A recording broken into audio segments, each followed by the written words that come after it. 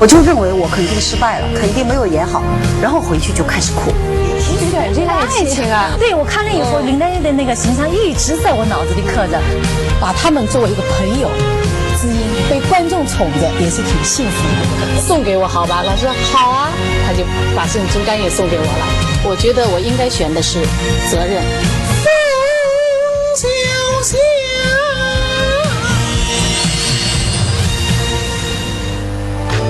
走进名家，欣赏名段，欢迎收看《名家名段》。有一位外国评论家曾经这样评论一位越剧演员，说他具有一流的风度，一流的气质。他在舞台上的手眼身法步洒脱大度，气概万千，具有摄人的艺术魅力。被如此高的评价，想必一定是非同一般。让我们欢迎来自上海越剧院的当代越剧表演艺术家钱慧丽。您好，钱老师。观众朋友们，大家好！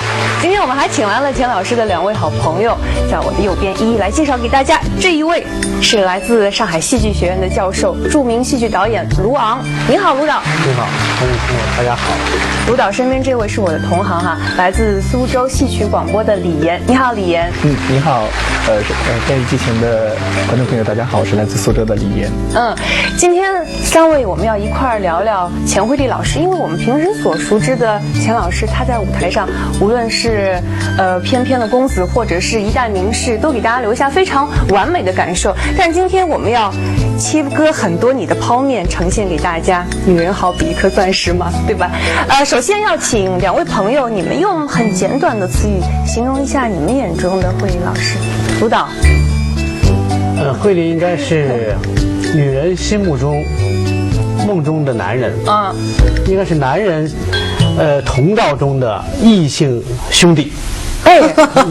我觉得想一想，就是要稍微转个弯想一想，对，确实是这样子。因为在女人当中，她演的小生，所以是很多女性观众的理想的一个梦中的情人，理想的一个男人的一个那样的模板。对，那么，但是在生活当中，因为我们合作，我就觉得慧丽呢，她的那种率真，豪爽，那种豁达，所以我把她看成异性的兄弟。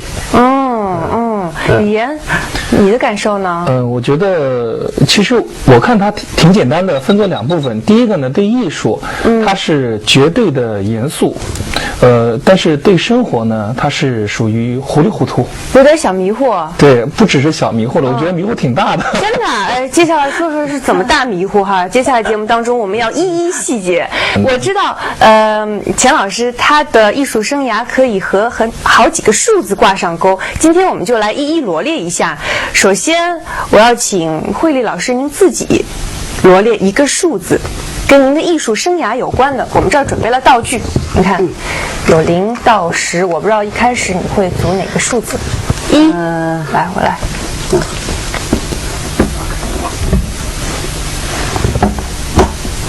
一个0够了吗？不够，还要还要100，行了吗？还没到呢，还没到啊。再来一个，差不多1000，差不多。再一个就太多了。再一个，我道具做的够不够？我看一下，1000，为什么会罗列这个数字呢？我从学戏到现在呢，演的最多的一部戏就是《红楼梦》。《红楼梦》，《红楼梦》认识了很多观众，也让观众呢认识了我。然后《红楼梦》呢，也使我被徐老师收为徒弟，这是我梦寐以求，这是我一生的一个梦想。然后《红楼梦》到现在为止呢，已经演了超过1000场的数字了。多于1000场，其实已经不止1000场。前几年的时候就已经过了1000场。对，过了1000场。我想一出戏啊，能够演1000场，那是代表自己对这出戏的喜爱，然后观众也需求，他们需要看，觉得好看。其实最早是自己喜爱，到后来呢，其实是观众的需要。这2位就是您的观众。我认识慧丽30年吧。你没跟我开玩笑吧？我学戏才30年。因为我家里面都喜欢听戏，然后那个时候呢，好像慧丽刚刚出道的时候，就《红楼梦》灌了很多的磁带，然后有一些录像。那个时候我家里面就一直在看。其实真正的那个时候是知道慧丽，大家真正的迷上惠利呢，应该是在2000年的时候，因为99版的大剧院版的《红楼梦》那个时候出的一套碟。其实那1年的时间，他自己不知道，那1年的时间，我是每天在家必须要看一遍那张碟，从头到尾每天会看一遍，所以倒背如流吧，差不多是。你那个惠利是演了1000多场，我是看了1000多遍。其实有很多，就是李岩很了不起，有很多我们的唱段啊。有时候我还不记得啊，我除非就是要演出了，我会去重新去看一下我以前的碟，或者看一下剧本。他很多戏他都熟悉，比我还熟悉。我们周围有很多朋友都这样。我就是看了他的《红楼梦》，我就觉得，要跟他排一个戏。《红楼梦》呢，应该说是惠利作为一个，首先作为一个越剧演员，在继承传统的，在这样一个层面上，他是最优秀的演员。应该说，特别是在徐派，和他就是从这个演技来讲，他已经他的条件、他的演技、他的激情、他的演唱，我觉得已经达到一个非常非常顶级的这样一个状态。所以我就觉得，但是作为一个艺术家，一个表演艺术家，他应该有自己的剧目。所以那个时候我就觉得，应该做一个他自己的原创的一个戏，而且是能够一个大的跳跃，一个大的一种反差的一种创作。那我觉得《红楼梦》这部戏对您和钱老师来说应该是挺有意义的。其实你是通过这个戏，希望这个演员可以做得更好，然后你们之后有了合作。是。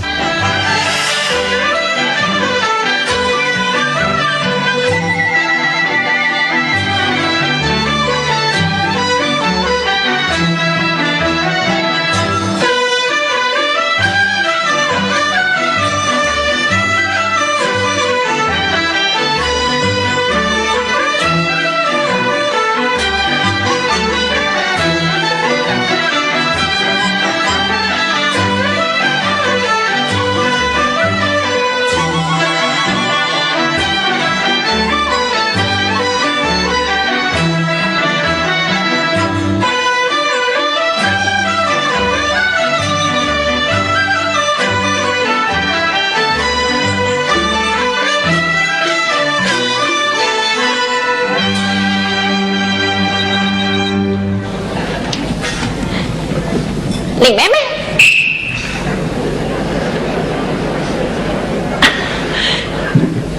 林妹妹，你生草了没有？我们好久没有见你了，只是盼到了这一天。宝兄弟，宝女儿，来，你要稳重些哦。是啊，我知道。林妹妹，今天是从古到今，天上神气，是地界苍心万一之人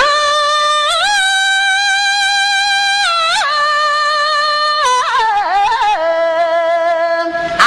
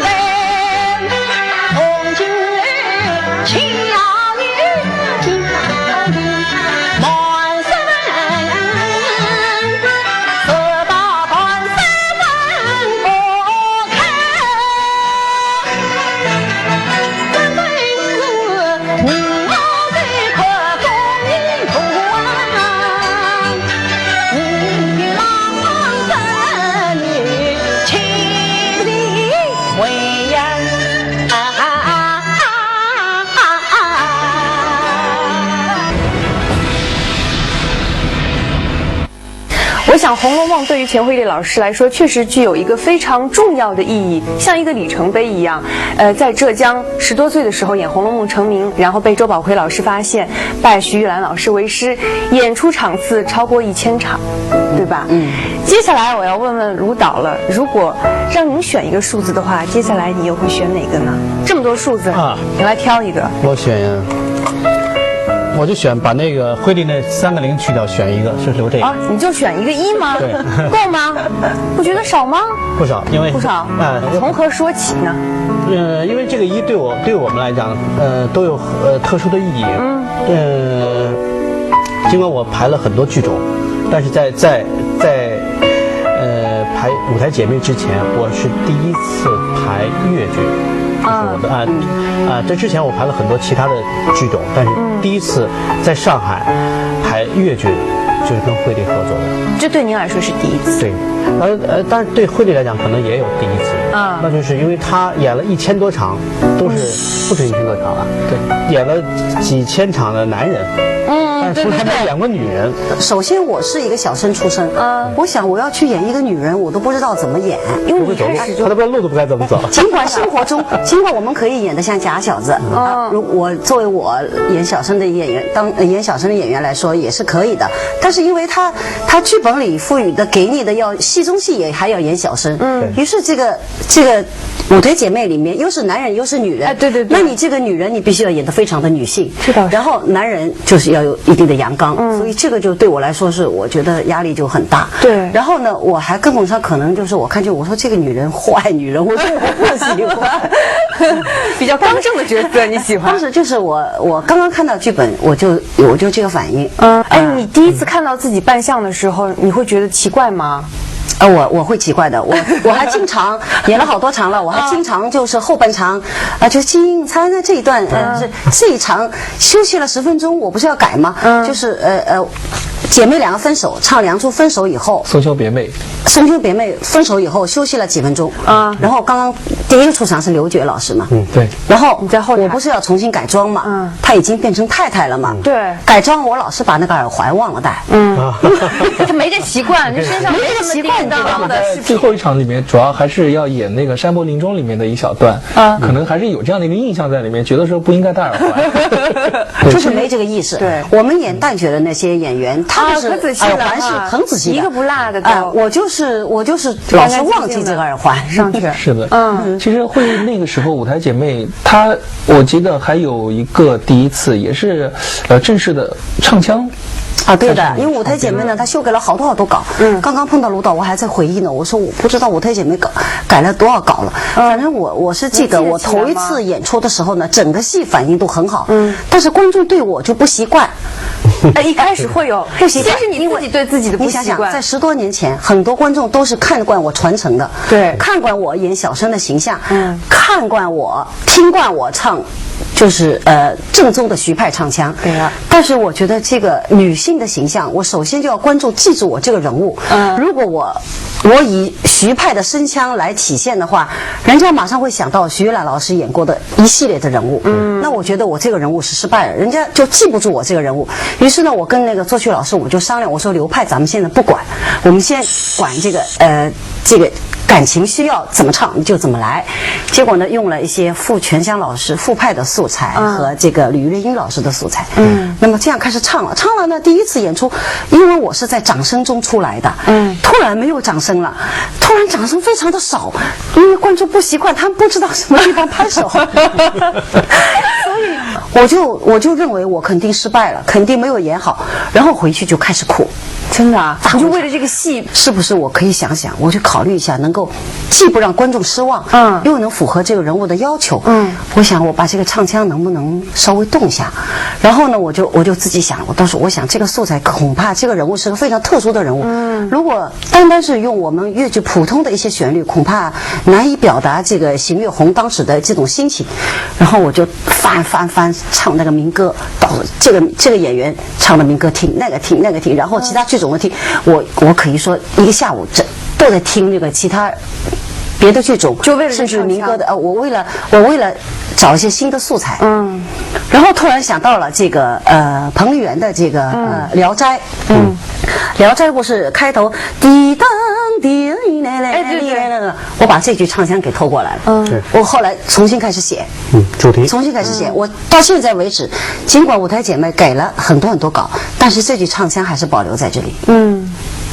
对，我觉得刚才这个其实，这就是他其实说了一个非常重要的一个，我觉得是一个表演的一个问题，就是很多优秀演员再往上上一个台阶，成为一个自觉的艺术家的话，他必须要，我觉得有很大的突破。而且舞台姐妹也是得到了文化奖、梅花奖。是哦，这那个荣誉很高。那个戏是越剧院历史性第一次荣获梅花和文华表演奖。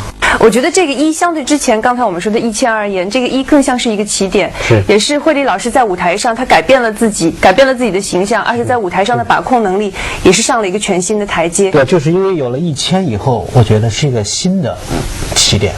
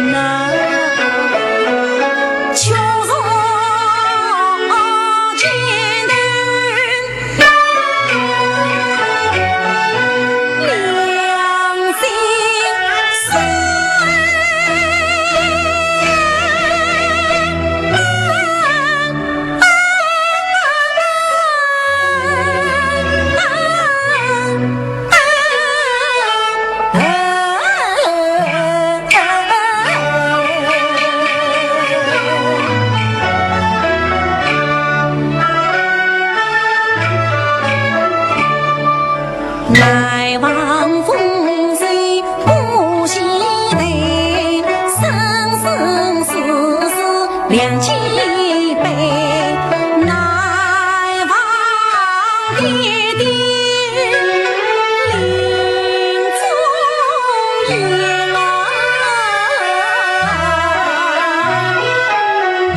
时时许泪，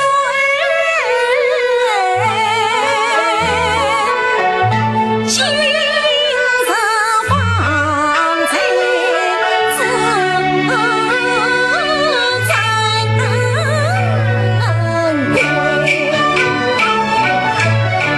会不给唱出名字飘飘醉，能同居路心见醉，会不给面对与我本身总一女儿全不为，会不给家里虚心不散家，晚辈谣言伤姐妹，生路不从此今是做人中心，我会难追呀。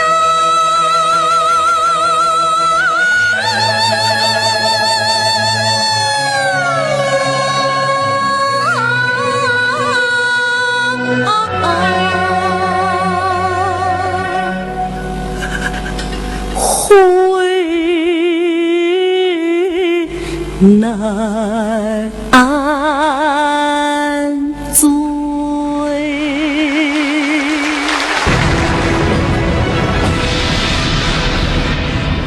慧丽老师跟卢导他们都组了数字，接下来看看李岩，你会选择哪个数字呢？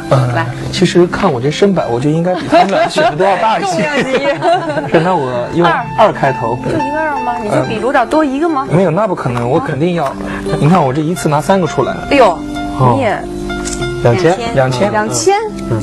对，其实，刚刚那个主持人在说数字的时候，我就一直在想，我想我要用什么数字来形容我第一感觉当中的慧丽。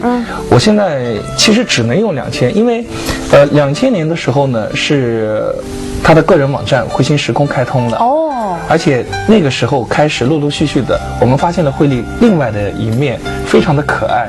其实最早的时候，慧丽是非常的排斥网络的。因为他会觉得说，在电脑对面你不知道那个是什么人，对他非常的排斥。而且那个时候我们连跟他说网络上啊，说今天网络上有什么好玩的事了，哎呀，你不要跟我说，你不用跟我说，我不听这个。不屑是吧？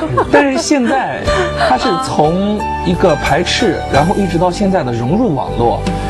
可能那个主持人不知道，卢导可能也不知道，他是网络高手现在。哎呦，真的，你现在都成 IT 精英了，你肯定超过我。哎呦，我特别次。你们这个慧心时空成立到今年应该大庆10年了，得好好庆祝一下。他们搞得真的很好。我觉得平时特别有意思，因为他现在说话就是咱们这样聊天嘛，你只要把它放在电脑旁边的话，他会蹦出很多网络用词。哎呦，真的囧啊、雷啊、泪崩啊，这个他全部都懂，很厉害啊！而且我也是最近才全都不全。我不懂啊，而且他还有一点很厉害，就是一开始家里面人对于他这个一直上网好像还有点小意见。结果有一次好像是家里面的水管子堵了，是吗？是的，因为我觉得网络这种确实也是好的。我有时候，我们现在上海，住在上海都邻居什么都不太交流。然后家里有些什么，万一发生什么问题呢，我都叫不到，不知叫谁，我就打开网上，我那个浴缸漏水了，我不知道什么原因，然后修浴缸，然后都跳出了很多修浴缸的单位，尽管我被人家斩了，他们说不要那么贵的，其实不要那么贵，但是因为我从网上找来的，特别有成就感。不管怎么样，给你修好了呀，我觉得我就好，我就很成功。一点网络，就在网络上应该找到最好的方法。哎，我听说你们在和网友交换意见，就是交流的时候，这个慧丽老师还专门有表演。是吗？是他们，什么他们就是难得抓住我嘛，就为难我，要我唱这个学那个学唱。反正我那是在去年的时候，我们有一个网络聊天，当时呢也是，其实当时慧丽也是困难重重，克服了很多困难。我们当时在网上这个公布了我们聊天以后呢，很多网友都聚集在一起，就为了等他。结果他当天家里面好像网络出问题了，上不了网，然后他急的就开个车出去找一个能上网的宾馆，特地开了一个房间，然后来进行网上聊天。那天聊得特别高兴，然后呢，好像慧丽那天情绪也是特别好。然后呢，我们很多网友因为大家都没看到我的脸呐，所以我就无所谓了。那你那天脸什么样子啊？他们问我什么我答什么，他们是要我唱什么我就唱什么。而且那天真好，咱们平时听慧丽就听徐派的嘛，然后那天慧丽唱遍了粤剧所有的流派，而且除此之外呢，还唱了像豫剧啊，像一些梆子啊，然后等等京剧这些戏。但是一直到现在为止，很多网友对于他唱的好像4句唱词记忆特别的深刻。4句我要听，你问他自己啊？但是哎呀，那是真的。小时候看过电影嘛？孙悟空3打白骨精嘛。少剧，我就少剧大班，因为我们家是诸暨嘛，少剧离我们很接近。然后我又少剧界有很多老师和朋友。然后我看了这个电影，我记忆最深的就是猪八戒的唱4句。那我试试啊，老猪巡山。哎，对。想想嘛真开心，青春嘛小3年，老子心山踏踏平平，应无要无尽。阿弥陀佛，太好玩了！哎，那你们平时跟网友之间还会有一些其他的好玩的事儿吗？其实挺多的。去年的时候，我们有一次板剧，当时呢也是天南地北的很多的网友，都是我们慧清时空的网友聚在一起，在板剧上面，我们还发行了一本画册。哎，带来了吗？带来了。哎，我看看，这是网友特地为您做的。是哦，哎呦，很精致啊！你看他们都自己出钱，自己策划，有什么说法吗？这页上面有个卷首语，其实卷首语真的是有个说法的。因为当天我们是有个板剧，在板剧的时候呢，我们就把这个卷首语啊，用这个念出来的，做了一个小的一个 MV。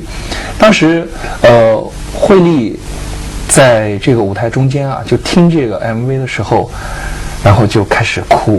昆山剧的传承，韩非子的开拓，个人唱腔专辑的总结，幸福悄悄袭来，我们目不暇接，喜出望外。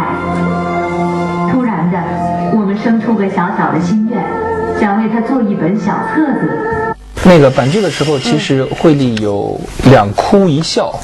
这是第一哭是在听卷首语的时候，然后第2哭呢是在我们为她做了一个小的 MV， 然后里面是叫入戏，为你入戏一个小的 MV。当时看的时候，慧丽也是在黑暗当中一直在抹眼泪。哎，很感性哎，台上台下都是这样子。我也不知道怎么会这样，情不自禁的啊，还有笑呢。他那个2哭1笑，他后来还开心了。他们看了韩非以后，他们自己写了一个小戏，叫《韩非歪传》然后呢，很有想象力，就他们自己演的，他们自己排的。唯独的就把我的学生杨婷娜请上去，杨婷娜呢扮演韩非。因为当时我们谁都想演韩非，但是他们说，我说我来演，他们说你这个体格，你秦王你都不要演，你就演李斯吧。结果当时我就演了李斯，结果想一下还是然后把所有我演过的一些角色的一些唱词稍加修改以后，就当着韩非的词，然后就把它串起来，唱腔的旋律基本上不变，基本上不变，这蛮有本事的。我觉得他们能偷的这样真的不容易。这岂不是玩送我呀？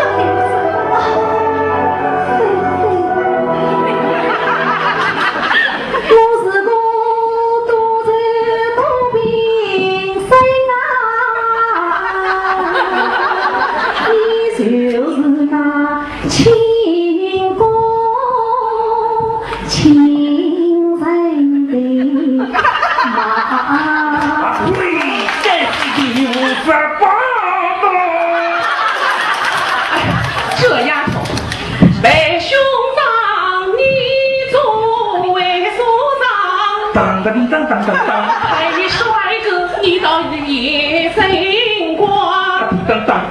哎呦，接下来越来越有难度了，卢导交给您了这道剧。3组数字都被选过了，接下来您要选的是挑一挑吧。挑挑，哪个数字对你来说觉得是钱慧丽老师？从1开始还是从1开始？好，但是1是不够了，还得加。18。对。为什么会选择这么一个很吉利的数字？可不是要发。对啊，我很好奇。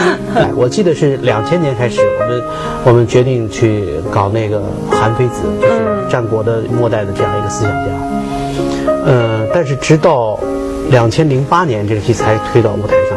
这中间这8年，整整8年，这戏整整改了18稿，所以就是这个18稿啊。所以我们开玩笑，我导演阐述的时候我说，韩非子上书17回都被韩王给驳回了。我说我们的这个还比他多一次。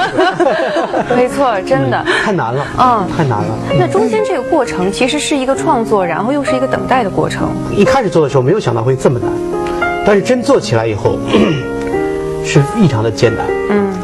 这种艰难源于很多方面。第一呢，要求比较高，因为有了《红楼梦》，那么在它本体的这个徐派上达到一个很高的一个顶峰，然后舞台姐妹一个完全的创新的一个高度。但下一个大家都有期待，我们自己对自己的创作有期待，所以下面这个戏呢，如果搞个一般的才子佳人的戏，很容易，但是我们都不会满足，所以我们想，就像在演出的这个说明书有一段导演的话，这是我的感觉，就是说我们8年，我说8年18亿起稿，只想做一件事，就是看看这样一个婉转温柔的这样的一个乐音，能否唱响那样一个金戈铁马的那种豪迈铿锵？可以说我们把越剧的它的这种抒情性和唯美性，保持这样的一个本体，同时把它的这种厚度、思想性和它的深度进行这样的糅合，我觉得，我很看好这个戏的问题。李岩，像越剧这样子特别擅长表现缠绵悱恻的这样才子佳人戏的剧种，水一般的剧种，对，是像水墨画一样很明亮哈。他表现的这种金戈铁马，在舞台上这种气势恢宏的感觉，你觉得慧丽老师在舞台上演的这个韩非子，给你带来的是怎么样的印象？韩非子我是看的首演，但是看之前我一直不看好这出戏。其实，在演之前，我们都不敢问他，就是问他，我们都不敢问他说现在排的怎么样了，种种的，因为那段时间我总觉得他好像有一段时间挺迷茫的，然后这个戏快上了，然后他自己压力也很大，所以呢，我们周围的几个朋友都说了，说我们先不要打扰他，我们去看首演。其实看首演的时候，特别到最后一场决恋，当时有一句唱词嘛，是莫道说入情来，孟婆心碎，书斋里走出了书生韩非。当时我在台下看的时候，我就想到他这出戏啊，这个几年的时间，8年的时间，我就脑子里面自动的就把他的词换了一下。我说，我脑子里面就想的是莫道说舞台上啊，种种酸甜苦辣吧，这个越剧院还是走出了演员钱慧丽，就这样的一种感觉啊。当时真的是百感交集。我们在台下看的时候，8年走出了一个很成功的韩非子，而且网友在网上也有这样的评论，他们给你写了4句小诗，算是小诗哈，说是8载情间8载心，出尘无悔寄乐音，韩非傲骨才旷世，公子风神气凌云，这是他们对你的评价。是，是，可想而知，观众对你这个形象是很认可、很喜欢。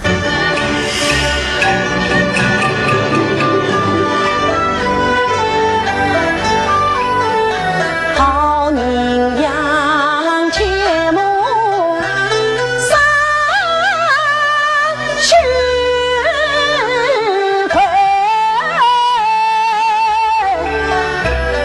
今生里心似情，无缘复会。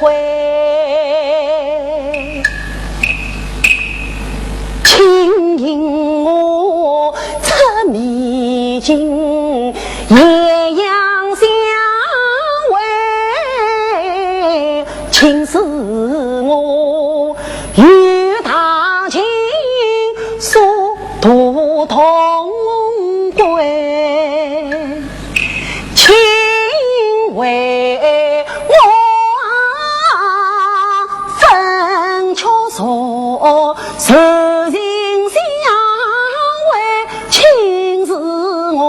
梦的曲，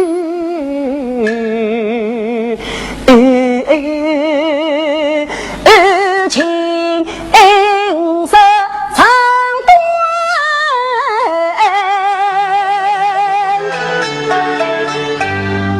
莫道十情泪，梦破心碎。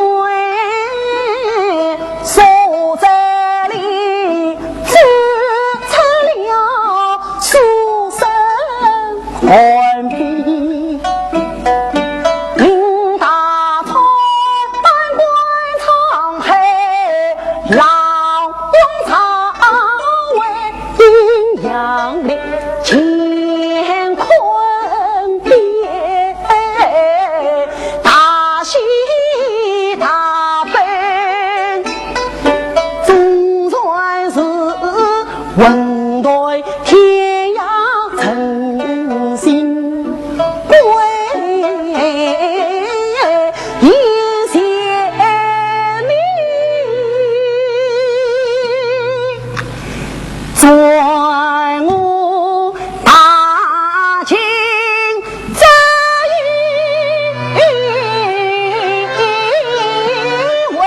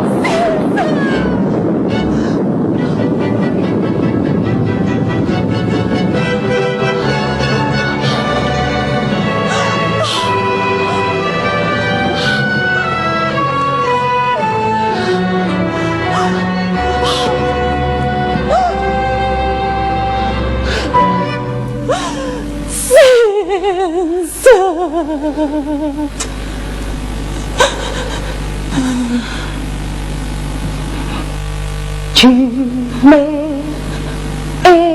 莫与兄同归，兄与何事托下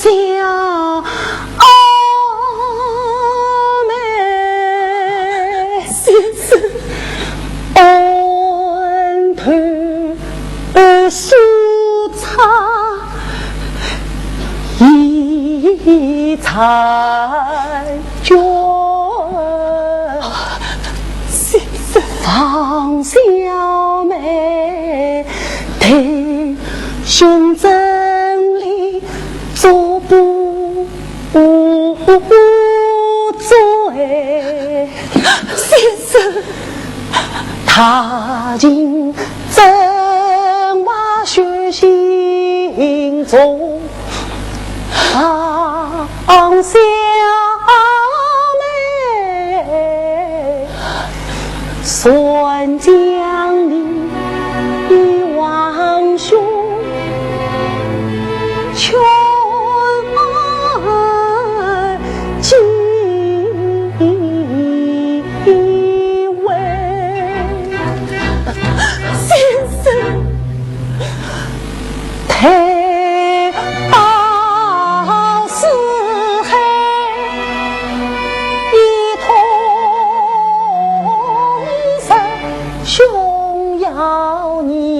临行亲之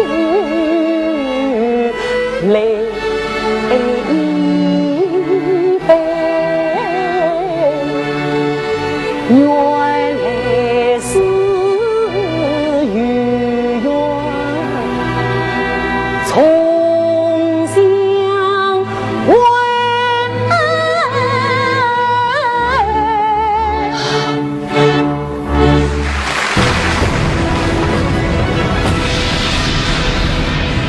刚才几位嘉宾选的数字都跟慧丽老师的生活艺术有关，我不知道接下来慧丽老师您再摆出的数字是哪个方面，是生活的还是艺术上的？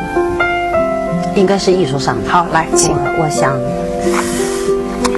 除了要观众知道，除了我这几年，我们排韩非以外，还做了些什么？哦，我看啊，拿出了一个2，这是个2，是放在个位数吗？对，好。我最近几年除了排韩非以外，就在做这个72，做72。这回我猜不到。是这样的，我呢，刚才猪八戒你以为我就还没出来呢，现在还没出戏。是这样的，我最近几年呢，把我所演过的，除了韩非子以外哈，一些所有的舞台上一些形象，一些唱段，我都把它集中了在一起，出了一套碟，叫《乐从心中来》。乐从心中来，很好听的名字。乐从心中来。今天拿来了吗？拿来了。好，这个是其中的一部分。这个是演唱版的，一共是6张碟。然后呢，其中前面的2张呢，是我徐玉兰老师的一些唱段，我重新录制的。然后后面的4张呢，都是。基本上都是我演的那些戏，应该是一共是72段。这张专辑前前后后打造用了多长时间？前前后后一共接近4年的时间。4年的时间。其实中间呢，我们这个中间，其实这个录 CD 应该比我们演韩非还早。当时呢，是我一个朋友，他说你现在好像新戏也没排，然后呢也没有太多的事情，我倒建议你把你所演过的一些唱段呢，你把它集中起来，把它录音录好。那我倒觉得这个是非常好的，非常好的。我觉得挺有意思，因为演员毕竟我们在年纪在逐渐在衰老，一定得留下对声像资料很宝贵，给后来的一些人有什么可以借鉴。所以呢，我想光出我的一些戏呢，我觉得还不够。我要把徐老师以前有一些唱段，人家不知道的，可能很多观众不知道，但是唱段有非常好的，我也把它重新录制了。那前后就是4年的时间。他对于这一块的要求特别的严，特别苛刻了，可以说。所以每次录完了以后，都会让我们先听一下，觉得说这边情绪或者怎样哪边不对，我们都会。那你对这张专辑应该很熟了，熟到什么程度啊？还好吧，比我还熟。真的？那我来考考你，比如说我要听《送瘟神》，它是在哪一章里面呢？这个算问到了，因为我非常的喜欢这一段，它是在 CD5 的第8段。哎呦，真的哎！天哪，我再考你一个，忧心忡忡脚步沉恐惧东南飞的，这个是在 CD5 的第5首。哎呦天哪，哎，对吧？他太厉害了，这真是你绝对戏迷铁杆子。哎，这段你听过，你喜欢吗？这段吗？很喜欢，因为它的配乐啊，全部都是用的管弦乐，然后和我们以往听到的民乐的这种版本啊，感觉很不一样。其实这段唱前面的一些，尤其前面几句唱呢，其实是在我后来创造的一些人物当中经常出现的旋律。这是属于他的特色腔，应该是前调。既然是前调，钱老师现场就给我们来一段吧，今天。行。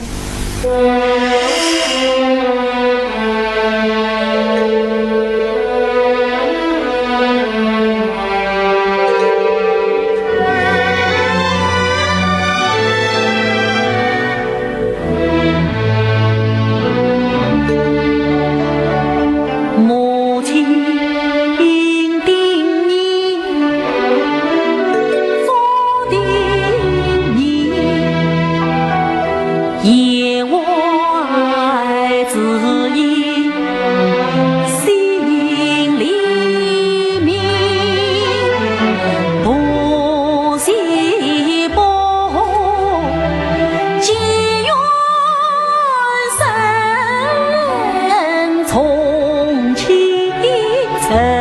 人流两难成，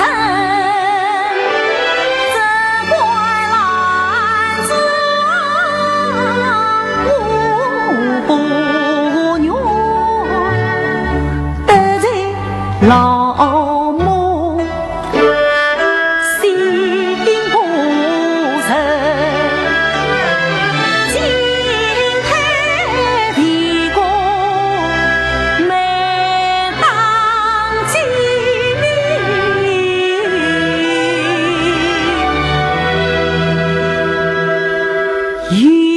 有心匆匆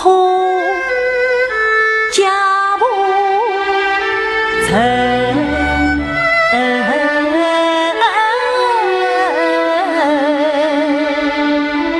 家不成。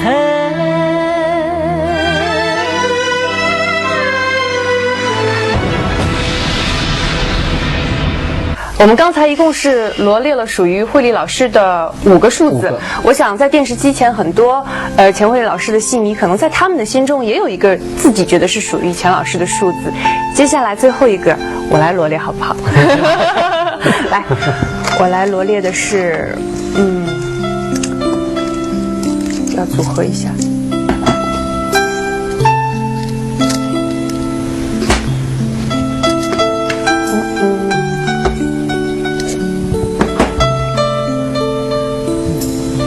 2010，今年虎年，新年到了。刚才我们都是回顾过去的时光，现在我们来展望一下新的一年。我不知道，钱老师，您会对自己有什么心愿，或者是要对电视机前你的戏迷要说些什么？2010的3月底，我们上海阅卷呢推出5朵梅花几个5位梅花奖获得者的演员的一些汇报演出，是在东方艺术中心，所以我是希望能够观众呢一如既往的支持我们，还支持我们一些青年演员的成长。希望大家看了我们的汇报演出以后呢，给我们多提意见。还是希望观众一如既往的支持粤剧，支持慧丽老师。然后你的2位朋友卢导还有李岩，你们肯定对你们的朋友慧丽老师也有要想说的话。希望他能够有一个3部曲。我的姐妹是第1部走过了，然后韩非子是第2部也走完了。那么2010年，我想呢，第一个祝愿呢，是我们的韩非子能够畅想大年南北，继续让他把他的我们创作这8年的这样的一个作品，在更广泛的一个范围里头，让大家能够交融。同时呢，2011年的第二个祝福和心愿呢，就是要准备3部曲的第3部了。那可能将是一个更大的挑战。你不透露吗？我想呢，我个人的想法应该是一个中外名著的一个全新的改变。这个应该是走一个国际的一个国际交流的。不会要再等8年吧？不知道，也许10年，不知道。因为第一部的时候，舞台姐妹呢，其实让她演一个她从来没有演过的女性。第2个呢是让她演回2000年前的思想家，对粤剧本体进行一次突破。第3次，我想呢，她应该是一个把粤剧真正走向一个国际的一个大舞台上的交融。所以我想，应该搞一个西方的名著进行这样的演绎。好，我觉得卢导真不愧是著名导演。你看，卢导事在人为，对他说的都努力，谢谢你。他说的就是让我们等待的、未知的，所以才是观众最期待的。我们来听听看李岩，你的。我来点现实的吧。好。马上就要5朵梅花的专场演出了，那我代表我们慧星时空，所有的网友要送一份礼物给慧丽老师。是什么样的礼物啊？你已经带来了。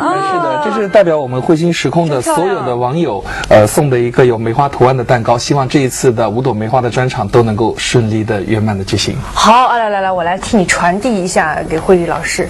哎呦，你看多美啊！现在就想吃了。你看，谢谢。上面还写着字。好，我们请慧丽老师，你来切蛋糕了。